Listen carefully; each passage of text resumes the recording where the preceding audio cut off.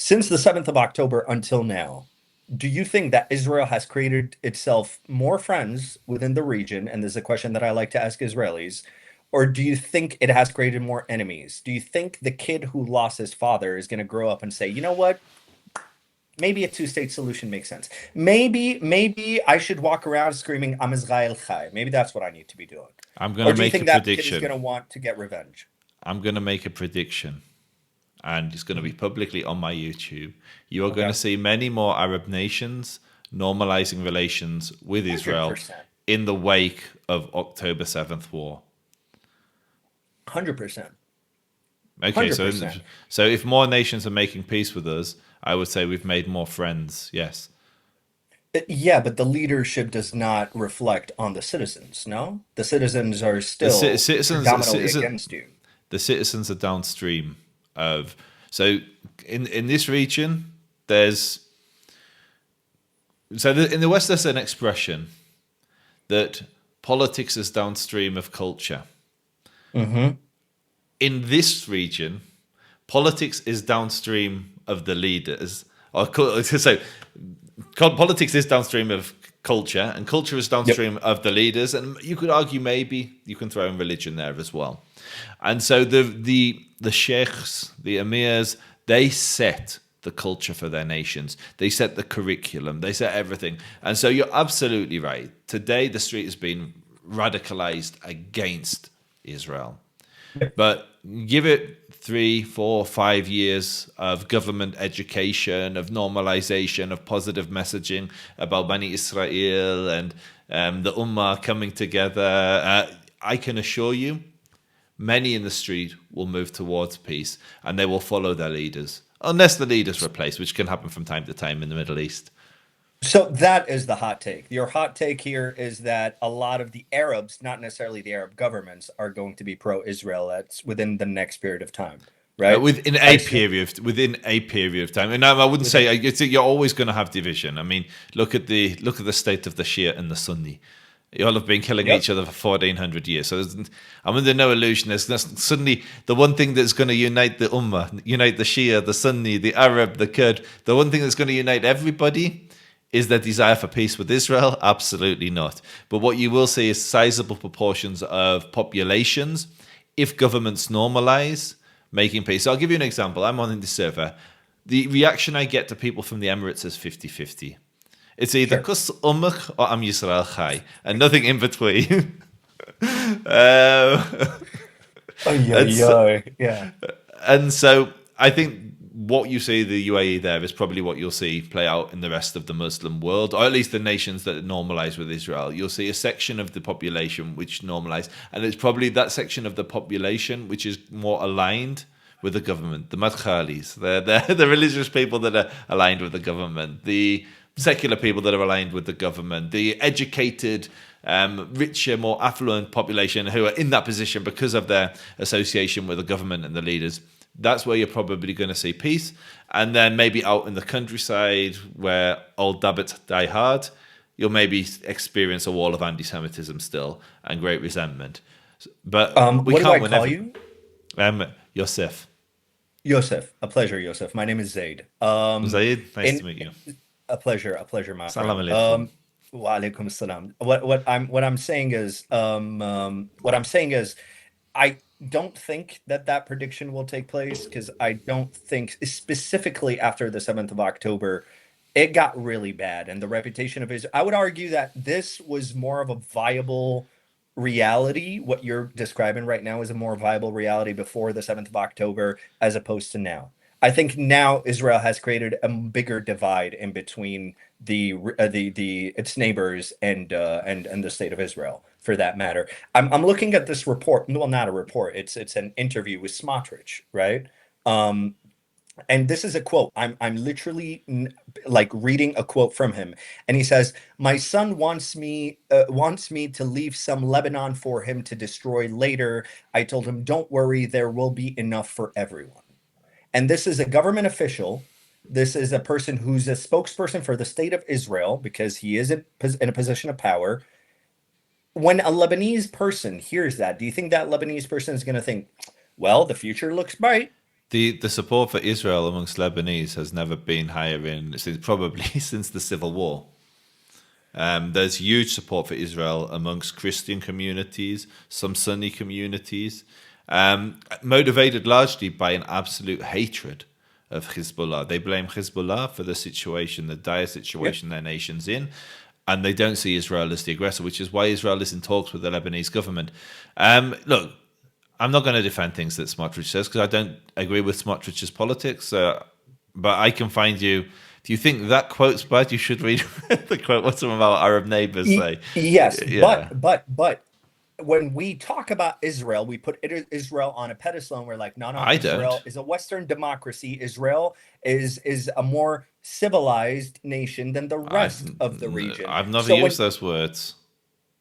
well, I'm not saying you specifically, I'm just saying the Okay, so general so consensus, and I argue think you would argue agree. with argue with me. Don't argue with No, but I someone like think you would agree. I don't think you would disagree with this point. I think you would agree I that do Israel disagree is with that more. point. So you don't think that Israel is more westernized, more I democratic nation than its neighbors? I think Israel is a Middle Eastern nation. It's like we are in one of the toughest places in the world, and we don't have the luxuries of Western nations. Western nations spend their time navel gazing, and talking about microaggressions. You can't call a blackboard anymore because you might offend people of color, like everyone that isn't the 5% of the world's population, which are Yeah, the white yeah, bit. it's brutal. And It's if you brutal. go to Ben Gurion Airport, Habibi, you're getting racially profiled. If you're an Orthodox Jew, you're going to cruise through that security check. And if Yeah. you're a hijabi woman, you're going to get interrogated. And it's not because Israel wants to be racist, it's because there's a genuine security threat from an ethno religious war. So we don't have the luxury of being a Western nation and Hmm. indulging in the narcissism of the West. We are fighting for our survival. Now, people talk about the Geneva Convention and war and this and the rules of law. Literally, European nations, Western nations, haven't fought a war of survival in generations. In generations. And so it's very easy for them to preach about how you should conduct yourself and how evil Israel is for doing X, Y, and Z, which is why we are not like them. We are fighting for our survival. If we put down our weapons, we will be slaughtered. فَإِذَا لَقِيتَمُوا الَّذِينَ لَكَفَرُوا فَضَرَبَ الرِّقَابِ. When you meet the kuffar, strike their throats. And they do it literally, they do it regularly. And so we cannot afford to play the game of a Western democracy. We are not one. We are the Jewish nation. We are a nation of survivors, and we are fighting for our survival. And thankfully, Allah subhanahu wa ta'ala has blessed us with many good fighters, and we've got quite good at fighting, and which is why, again, I return that Arabs should be grateful that they have us as the enemy, because we could literally annihilate every single one of our neighbors that threatens us, and we don't. 100%. 100%. Israel is the most powerful entity within the region, but also optics are very important. And I don't think Israel is going to go ahead and do what it does. For example, do you think that the expansion of the state of Israel, do you think that do you support that? It depends where you're expanding to. Some of it, yes. Some of it, no. How far do you want to expand? France. You want to expand Israel all the way to France. Of course not, bro. So where do you want We're going for where the do you want Turks. We're coming for you. I'm No. like, damn, the greater Israel theory is way crazier than I thought it We're was. going to Okay. Great Britain. Make Britain Israel again. Hey, hey, that is an ally of yours. Hell yeah. But no, I'm It's assuming actually you're it really really British. isn't. They're the pain in our side. But no, so I believe that Israel has a legitimate claim, legally, based on international law, to all of British Mandatory Palestine. I will settle for the river to the sea, with the exception of Gaza. I want to see the West Bank, Judea and Samaria, as part of Israel. Cards on the table. I want the people that live there to have the same rights as me. I want us to be neighbours. I want us to shop in the same shops, work in the same places of work, play in the same playgrounds. But I don't believe Palestinian nationalism can coexist with Israeli nationalism. The two cannot coexist. So you don't believe in a two-state solution. I used to, not anymore now. When did that change? October 7th, I imagine? Probably slightly before October 7th, but October 7th Okay. solidified it. And do you think that the Palestinians living in the region are willing to comply and live under an Israeli state where they are basically a second-class citizen?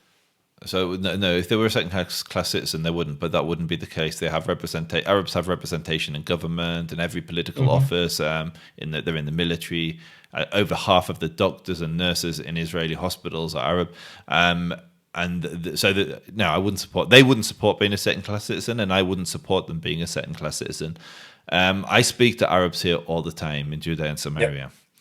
My experience is certainly with the younger generation they just want to live. They're not Zionists, they're not Israeli nationalists. They'd probably rather, if there was a button they could press and we disappeared, we disappeared. But they've come to terms with the fact that we're here, we're powerful, and it's best to live alongside us in peace than to fight us. Because if they fight us, they lose, and I think they've lost a lot. Most of the people in the West Bank and Judea and Samaria have a very good life.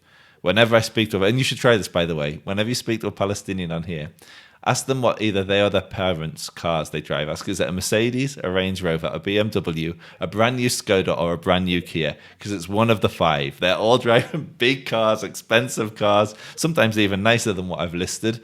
And they live in big houses, nice apartments, and they have a good life. And I think Arabs here don't want to lose that. And the ones who have money, they either get it because they're connected to the government or they get it from working with Israel, either working in Israel or with Israel.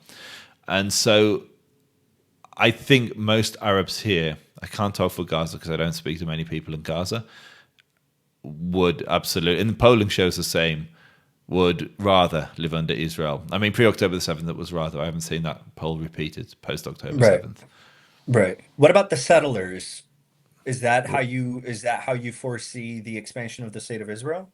So no, I see that. I mean, so Area C is majority Israeli anyway. It's minority Arab Hmm. or minority Palestinian, let's say, majority Israeli citizens. Hmm. Area B and Area A is majority Arab, and so Area C, I think Israel should declare sovereignty over and stop messing everybody around, including the Arabs that live here.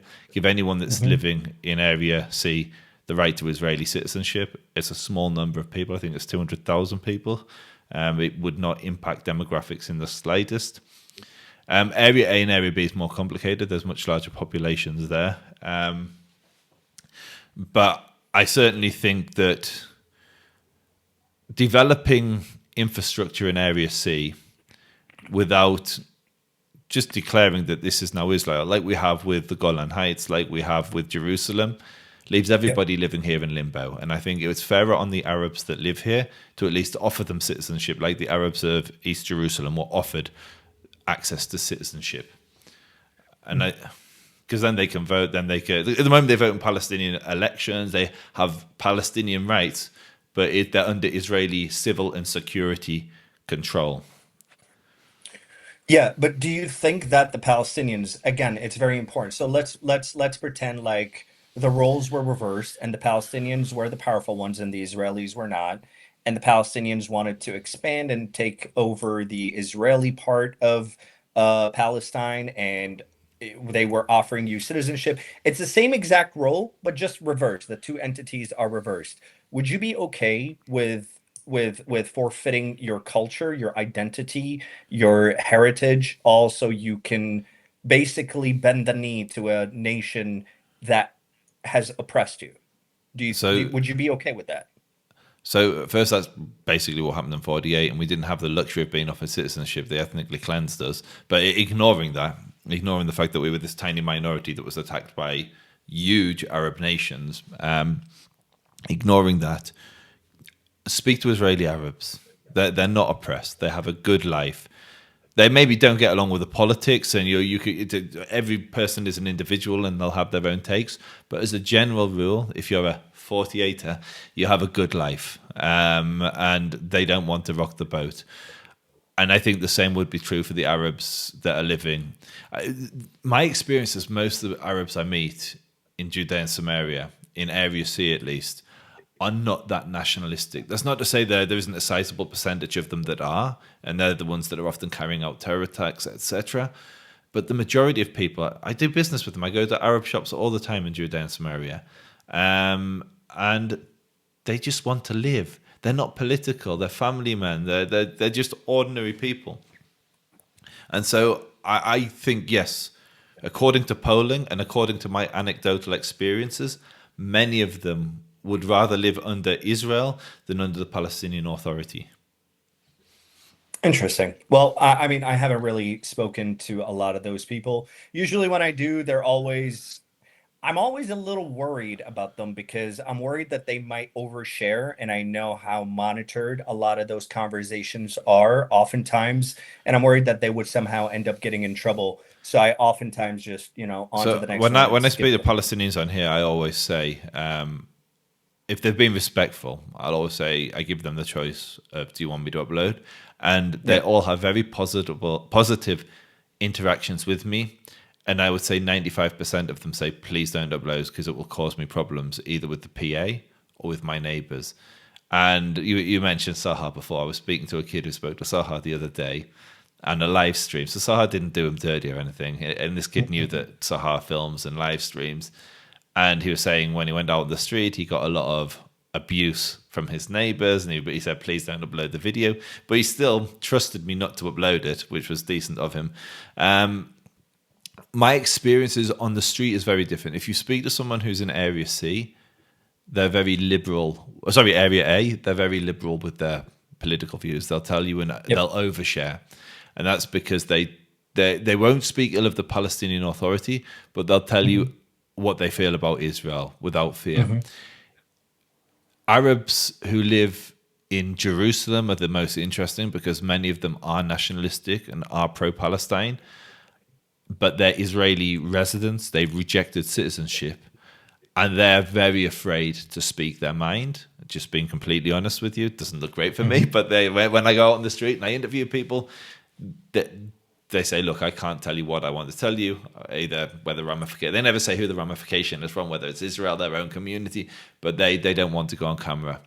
And so and then if you're an Israel who's living, an Arab who's living in Israel and has full citizenship, well then, yeah, they'll speak out. They have protection under the law, freedom of speech, and you'll see Arab members of Knesset getting up and hurling abuse at Israel, and then the right wing politicians lunging at them, and they're getting very like Hmm. tense in the Knesset, and that's because their right to speech is protected under the law, and they do have that equality. And I think many of the Arabs in the Judea and Samaria, the West Bank, look at that and wish they could speak out against their politicians, which they can't. Sure. If you did that and stood up against Mahmoud Abbas, you'd find yourself in a PA prison very quickly, and it wouldn't be fun. Sure. No doubt about that. No doubt. Remind me of your name. It was Yosef, right? Yusuf, yeah, Yusuf. Yosef. Okay. Alhamdulillah. Yosef, listen, I'm actually doing home office right now, so I should get back to work, right? Okay. But I do want to end it on this note, right? If you are, and I don't have any reason to doubt the way that you've presented yourself, but if you are who you are and who you claim to be, right? And you're really trying to build bridges, I think that's a good thing. I think we need more people to have those conversations that are extremely important. I think without those conversations, the divide will continue to expand. And I honest to God, I really respect the fact that you give them a little heads up before they would say something that might potentially get them in trouble. Not a lot of people offer them that window, and I appreciate the fact that you do that. It shows that you really are trying to put something out there of substance rather than chasing clicks, and that's what I think ultimately is what really is important. Um, I appreciate this conversation. I disagree with you on fundamentally everything, Everything. right? But I do hope that one day, as a Muslim and as an Arab, the Jews are cousins, right? We're Yeah. we're cousins with each other. And I do hope that one day we can go back to this loving relationship that every cousin has, that I have with my cousin, that I'm sure that you have with your direct cousin. I hope that that is a situation, but in order for that to happen, a lot of political changes need to occur before we can get there. And yeah, man, So Yusuf, inshallah, we get to those whatever changes are required that we can all coexist in safety and security in this region.